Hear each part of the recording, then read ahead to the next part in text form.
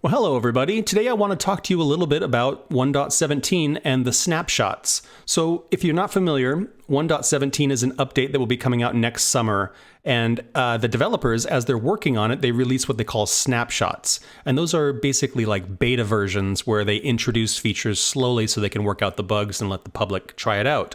So far, there have been 2 snapshots that have been released. And I had thought about like dissecting every single snapshot, but I just don't see the reason to do it. There's other people who do these videos that are very, very good. I'll leave links in the description to a couple of my favorites where they dig in and show you every new feature that's introduced in each snapshot. All I want to do is basically talk about my impressions so far and what I'm really excited about. There's 7 things I want to talk about specifically in these last 2 snapshots. And the first thing I want to talk about is copper. So copper is going to be found as an ore, copper ore. They haven't decided yet how this is going to generate naturally, like at what level or anything like that, but the block is very cool looking. I like how it has the mix of the oxidized and non-oxidized version in there. So you can smelt these just like you would an iron ore, and you will get a copper ingot.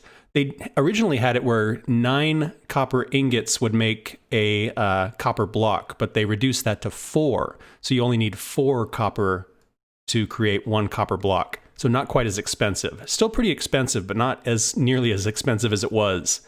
The thing that makes copper special is as it sits outside, it slowly oxidizes, which is a really, really cool feature. So essentially we're getting 16 blocks. We have the copper block, the cut copper, the copper slab, and the copper stairs. And then as you leave them outside, it will move from one phase to the next every 52 to 80 something days. So to get all the way down here, it's going to have to sit outside for quite a long time. And I think that's a really cool feature. To have highly oxidized copper shows that your build has some age on it, which is really neat. Another feature that's pretty cool is if you want to preserve one of these states, you can mix the block with wax from a honeycomb and create what they call waxed copper. And then it will not oxidize any further. So that's very, very cool. This block, I just want to put a couple of blocks next to it. So this is sandstone, and then this is orange concrete. As you can see, copper is much, much more rosy, much more pink. So it's a different tone than we've had in the game, which I really, really appreciate. Once we get into the heavily oxidized stuff, let me show you some other kind of teal and green blocks. So you can see there is a little bit of crossover there. When we look at like green wool, it's a totally different color, right? There is some green in there, but it's so much more teal. Similarly, the mossy blocks are much, much more of a pea green or an army green compared to this very aqua toothpastey kind of green. One block that looks awesome is prismarine. This is just a natural fit, in my opinion. And similarly with the dark prismarine, like some of these colors just match perfectly. So this is going to be just amazing in like underwater builds. Very, very cool. So let's take a moment to talk about candles. Candles kind of look like the sea pickles, where you can put them in bundles up to 4. And you can combine them with dye to make different colors. So if we get rid of some of those, we can put some green ones down. Unfortunately, you can't mix them. So yeah, you can't put like one green, one purple, all of that. They all have to be the same colorway. You can light them, you can extinguish them. Each candle puts out a light level of 3. So once you get a bundle of them together, it's up to 12, I believe. One thing that of course is super fun, you can put a candle on top of a cake. That's just great. Yeah, I'm really excited because this is something, again, to decorate with, something besides a potted plant to put on a surface to really kind of give some, ambiance and some atmosphere to your builds. So I'm very excited about that. And another fun thing for the Harry Potter fans is you can make candles float in the air. So that's going to be a fun thing as well. So candles are crafted by getting honeycomb and string, and the wax from the beehives creates that. That same wax is the wax you use to preserve the state of your copper blocks. So Bee farms, where we used to use them mainly for the honey and honey blocks, now are going to be super useful for all the wax. Oh, hello. Next thing we're going to talk about is snow. Snow blocks and powdered snow, they look really similar. You got to kind of pay attention to see the difference. Snow blocks, of course, are a solid block that you can pick up, and if you look at my inventory bar, you can see it in the first slot. Powdered snow, you can actually move through it, and it feels kind of like moving through a spider web. It's a little bit of resistance, and if I jump up onto it, you can see I sink into it. You can exist inside of a powdered snow block, which is really trippy. I love the little particle effects. Let me go into survival mode real quick. Survival. So, one thing I'm really excited about is if you go into a powdered snow block, you'll notice around the corner of my screen, it starts to frost up. And what's happening right now is I am freezing. Once I am frozen, I will start to take freeze damage or cold damage, and my hearts will change from red to a icy blue. There you go. And then about every second, you take a half a heart of damage. It's pretty minimal. But I just think that's a really neat dynamic. And then, of course, when I step out, I thaw out slowly. Super cool. So the thing a lot of people, I think, are going to use the powdered snow blocks for is for traps, because it's almost indistinguishable. But if I walk into it, I fall through. So if you had a trap down here, that would be pretty treacherous. Yeah, you can see I just kind of fall through. I think it's going to be useful in farms as well to slow things down. It's not quite as slow as a cobweb, but it is pretty effective at slowing things down. If I was to throw something on top of this, you'll see it just sinks through and pops out the bottom. One thing that is weird is while I can pick up snow blocks, powdered snow you pick up with a bucket and you place down with a bucket. So yeah, very different. As you can see, it does stick up in the air. It's not like a gravity block, but for whatever reason, you do pick it up with a bucket.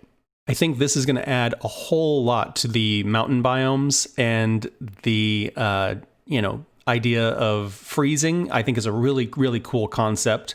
One thing that will keep you from falling through the blocks is leather. If you wear leather boots, those basically work as snowshoes, and if you wear full leather armor, that will keep you from freezing. So leather has actually a new use. I briefly want to talk about the Cauldron. The Cauldron recently got a couple of updates. One is, in addition to water, it can hold lava. I think that's very cool. You know, basically you have a trash can now. You can just throw things in your lava cauldron. Just like with water, the lava cauldron will emit redstone. Unfortunately, it emits exactly the same amount of redstone, so I wasn't really kind of jazzed by that. It would have been cooler to have a different amount, so you'd have a movable redstone source. The other thing they did related to snow is the cauldron, if you leave it outside while it's snowing, it will accumulate snow, and that's how you can get powdered snow blocks. So one thing I was on the fence about, and I think I'm pretty jazzed about now, is bundles. I think bundles are going to be one of those game changers early game, because, you know, when you're out adventuring and you pick up all these little things, your inventory fills up so fast. And what the bundle will allow you to do is put different things in the bundle together. So you can see here, all of those items are now inside this one bundle. Just like normal, one slot can hold 64 items. So your bundle, it's not increasing your inventory. You're still limited to 64 items per slot, but they can be various items. This interface here, they just added this with the latest snapshot, and I really like it. It shows you at a glance what's inside the bundle. They haven't done this yet for shulker boxes, but they need to, because this is awesome. So you can actually see what's inside. Now, one bummer is if you want to get stuff out of this, you basically have to just right-click it and it unloads. Now, if you don't have slots in your inventory, you're basically just turning the bundle upside down and dumping it on the ground. So, yeah, just be mindful of that if you don't have room in your inventory and you open a bundle, it's just going to spill out everywhere.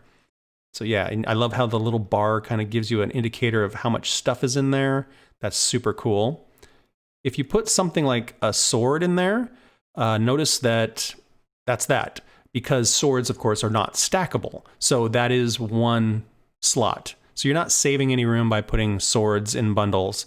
One thing that's neat, I think, is you could, rename this or something, and it's cool for gifting or for having a shop, if you want things to look wrapped.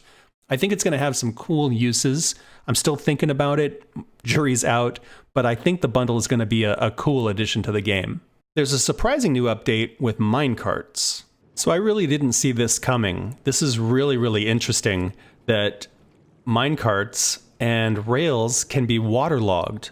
So you can actually build a minecart that goes underwater now. Now, I suspect there's all kinds of things that we're going to be able to do with farms.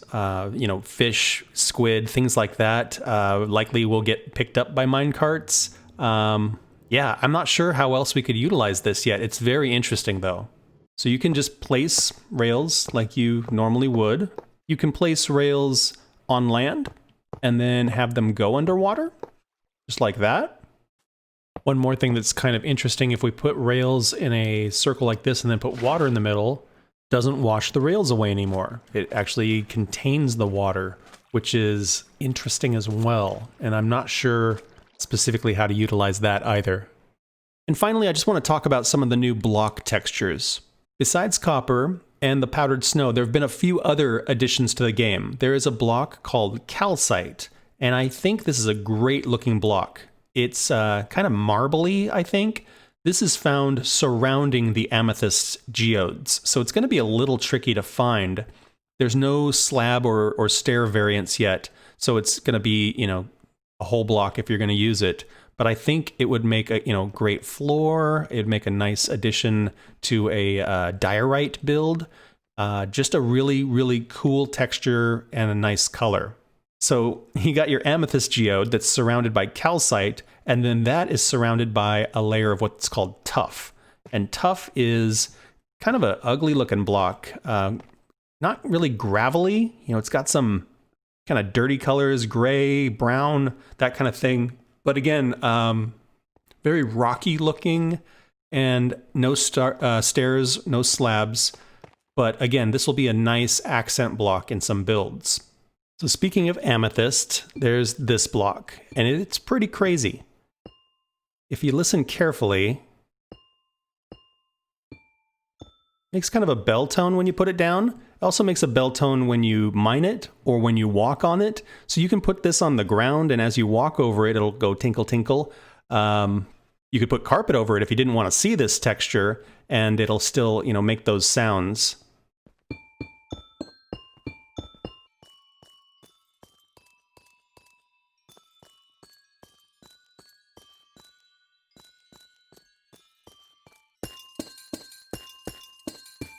There's a variant of this block that's called a budding amethyst, and you can see it's got kind of this purple splotch in the middle here. These are the blocks that can grow the crystals, and the crystals are what you use for like the spyglass, whatever we're calling it. These blocks are not movable. If you try to mine one of these blocks, it'll just destroy. These blocks can be picked up, but these blocks are the only ones that'll grow the crystals. So that's going to be an interesting dynamic. And speaking of the crystals, besides the spyglass, if you combine amethyst crystals with glass, you get tinted glass. And this stuff, pretty cool looking. And then the thing that makes it kind of neat is light does not pass through it. So if you, here, I'll show you real quick, build a little box. It's like totally dark inside. It's really weird. So yeah, like it's super dark in here, but I can see out. So this would make for really moody and kind of atmospheric builds where you can still see outside, but things are dark. It's very industrial looking. I think it's going to look good in some farms and that kind of thing.